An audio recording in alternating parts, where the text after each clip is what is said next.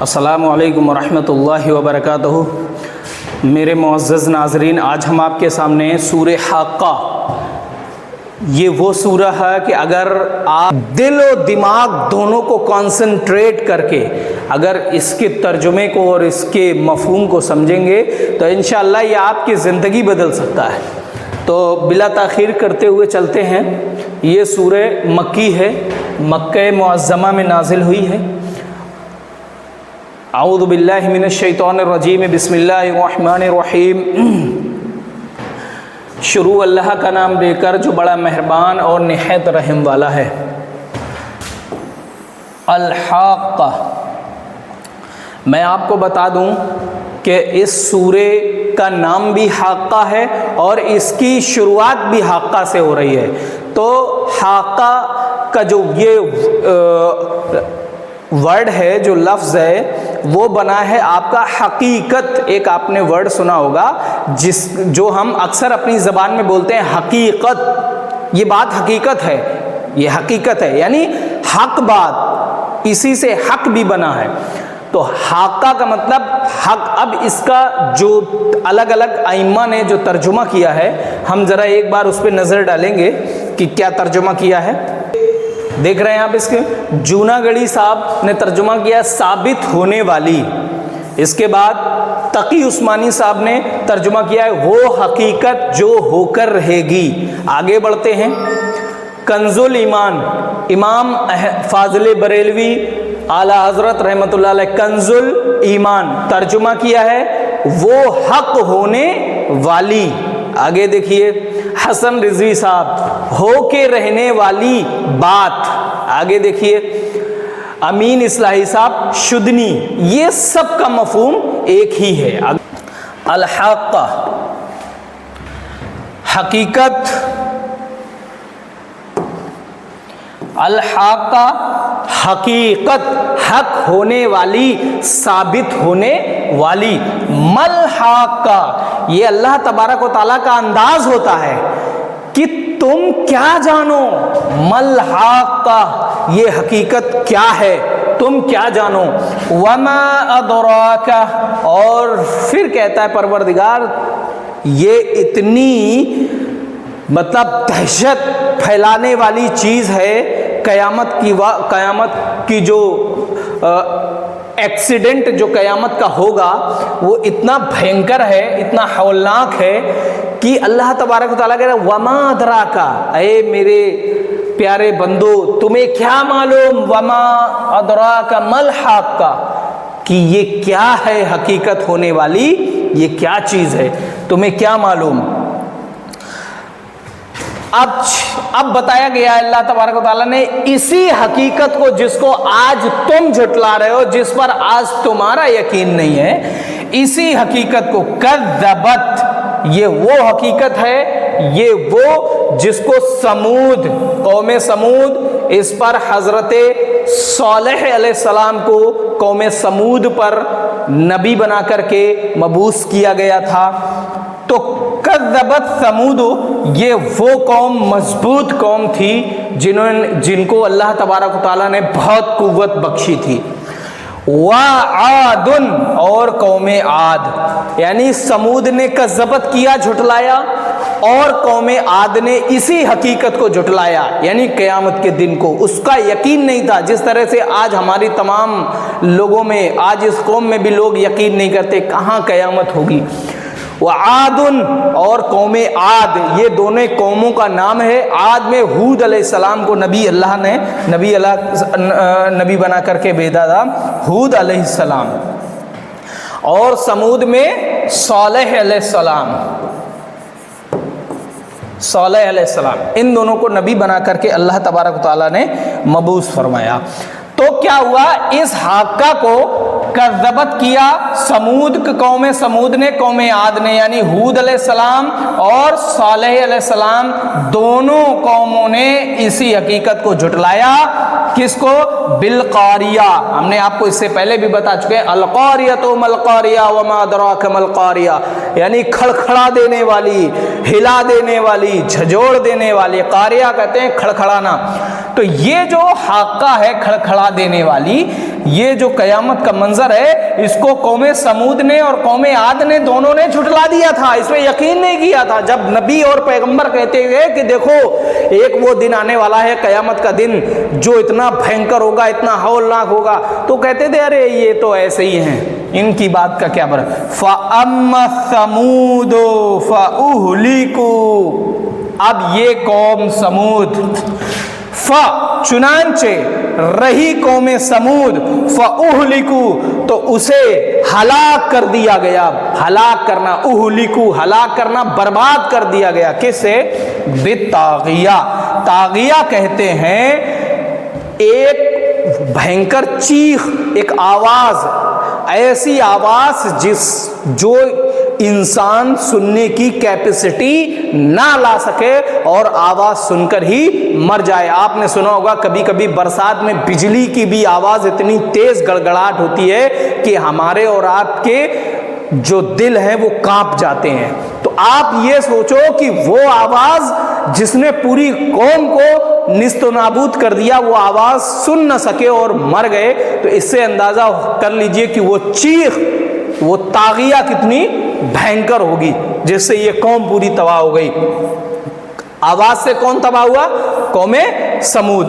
وَأَمَّا، اور رہی عادن، قوم عاد، فَأُهْلِكُوا، تو اسے ہلاک کر دیا گیا، بِرِيحٍ، ریح کہتے ہیں ہوا کو، سرسرن عاتیہ، تیز تند ہوا، یعنی یہ وہ ہوا تھی جس کے اندر کنکڑ پتھر، مطلب کنکریلی ہوائیں کہہ سکتے ہیں ہم اسے، کہ جس کے اندر اتنی کنکریلی اور یہ اتنی بھینکر آندھی ان کے اوپر چلائی گئی کہ وہ اسی آندھی کی وجہ سے مر گئے، تباہ و برباد ہو گئے۔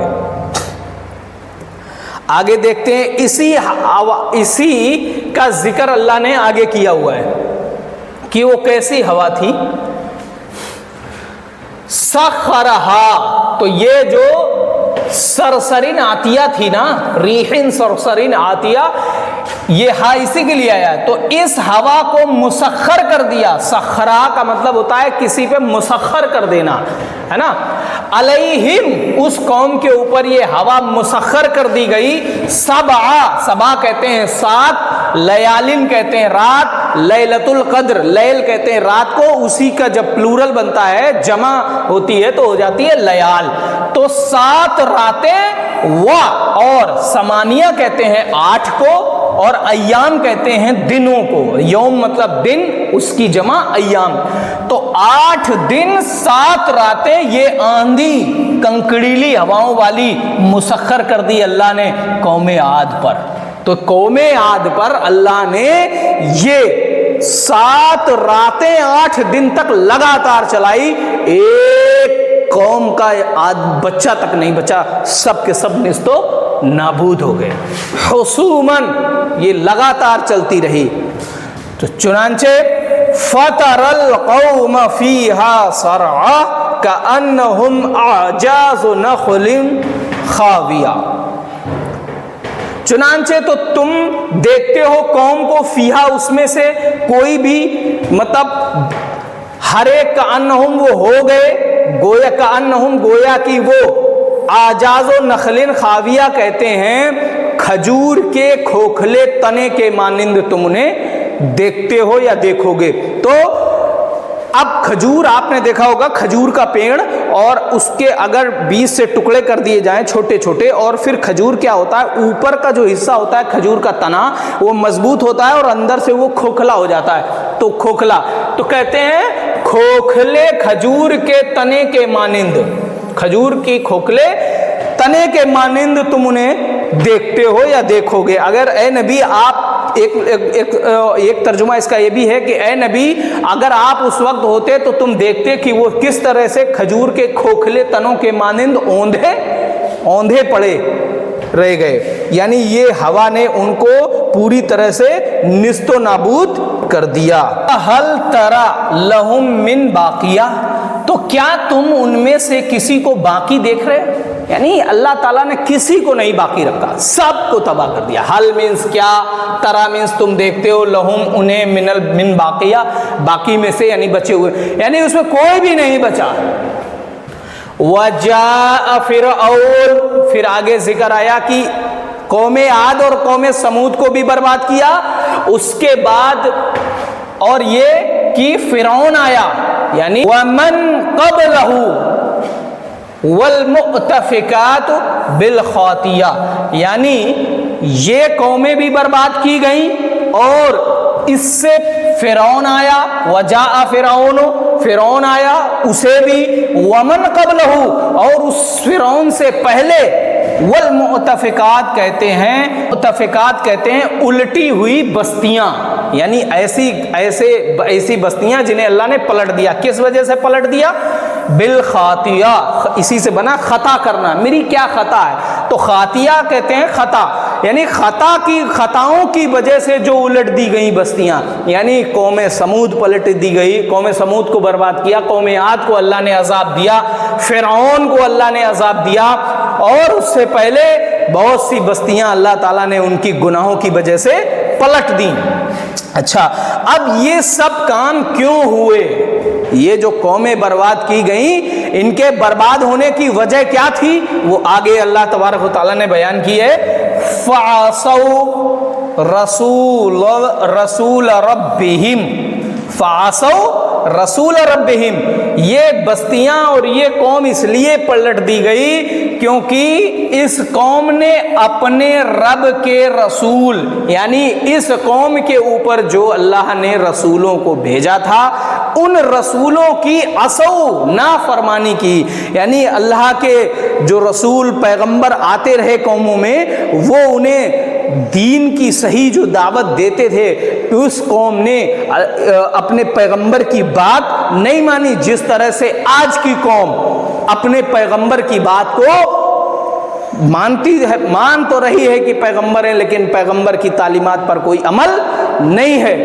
جیسے پیغمبر اللہ کے رسول، اللہ کے محبوب صلی اللہ علیہ وسلم کا ارشاد ہے، من ترک الصلاۃ متعمدا فقد کفر، جس نے ایک وقت کی جان بوجھ کر نماز چھوڑ دی اس نے کفر کیا۔ آج دیکھو قوم کا حال کیا پڑا ہے، نمازوں سے بیزار ہیں، کوئی مطلب نہیں، یہ پیغمبر کی نافرمانی نہیں تو اور کیا ہے، اپنی من کی زندگی، اپنی مرضی کی زندگی گزار رہے ہیں، یہ رسول کی نافرمانی نہیں تو کیا ہے۔ آگے چلتے ہیں، فَأَخَذَهُمْ أَخَذَةً رَابِيَةً، تو جب رسولوں کے، یعنی انہوں نے اپنے رب کے رسول کی جب نافرمانی کی، یعنی اللہ کے رسولوں کی جب نافرمانی کی، تو پھر چنانچہ پکڑ کر لی ان کی اخذۃ الرابیہ، مضبوط گرفت کر لی اللہ نے، پھر اللہ نے ان کی مضبوط پکڑ پکڑی، یعنی انہیں تباہ و برباد کر کے رکھ دیا۔ بلکہ فرعون کی لاش تو تا قیامت ایسے ہی اللہ نے رکھ دی۔ آج کسی کی باڈی آپ 24 گھنٹے سے زیادہ اگر رکھیں گے تو وہ ڈیکمپوز ہونا شروع ہو جاتی ہے۔ آپ یہ سوچئے کہ اللہ کی کتنی قدرت ہے کہ فرعون کی لاش کئیوں سال تک سمندر میں پڑنے کے باوجود کسی مچھلی کو حکم نہیں ہوا کہ اس کی لاش کو نگل جائے، بلکہ سمندر نے بھی اس کی لاش کو اٹھا کر کنارے میں پھینک دیا، اور آج بھی مصر کے عجائب گھر میں وہ لاش رکھی ہے، اور اللہ نے کہا میں اس کی لاش کو تا قیامت تک ایسے ہی رکھوں گا، اس میں تمہارے لیے عبرت اور نشانی ہے۔ تو آ جائیے، یہ اللہ نے پکڑ کی۔ پھر اِنَّا لَمَّا طَغَى الْمَاءُ، اب یہاں حضرت نوح علیہ السلام کا ذکر ہے۔